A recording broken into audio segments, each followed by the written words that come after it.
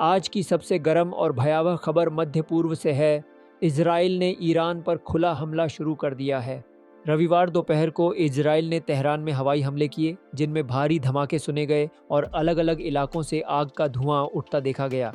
बताया जा रहा है कि इन हमलों के निशाने पर ईरान के राजनीतिक और सैन्य केंद्र रहे, खासकर अयातुल्लाह खामेनेई के आसपास के कार्यालय और आवास क्षेत्रों के पास भी गोलाबारी हुई है।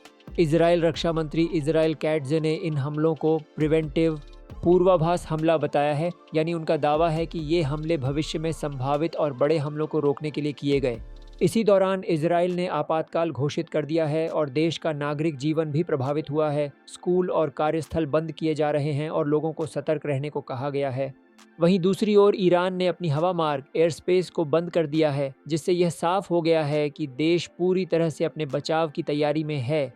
कुछ रिपोर्टें यह भी बता रही हैं कि मोबाइल नेटवर्क और इंटरनेट सेवा पर भी असर पड़ा है, जो एक गंभीर स्थिति का संकेत है।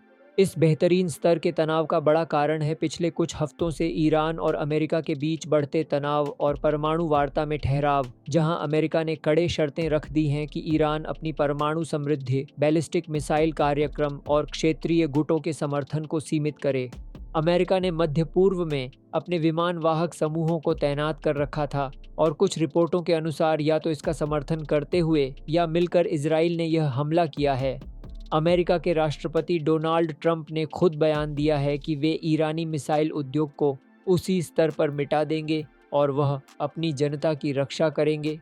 मुख्य रूप से हालांकि यह टकराव कोई आजकल की बात नहीं है। इजराइल और ईरान के बीच तनाव महीनों से बढ़ रहा है। 2025 में इजराइल ने ऑपरेशन राइजिंग लायन के तहत ईरान के न्यूक्लियर और सैन्य ठिकानों पर हवाई हमले किए थे, जबकि ईरान ने जवाब में मिसाइलों और ड्रोन से इजराइल पर हमला किया था, जिसमें कई मिसाइलें इस्तेल और इजराइल के इलाकों में दागी गई थीं।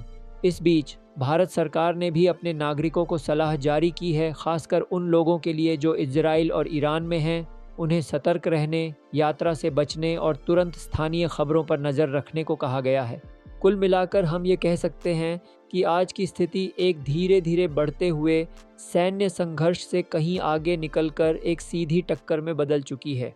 अगर यह विस्तार पाता है तो इसका असर सिर्फ मध्य पूर्व पर नहीं होगा, बल्कि वैश्विक अर्थव्यवस्था, तेल की कीमती कीमतें और अंतर्राष्ट्रीय राजनीति पर भी गहरा प्रभाव पड़ेगा।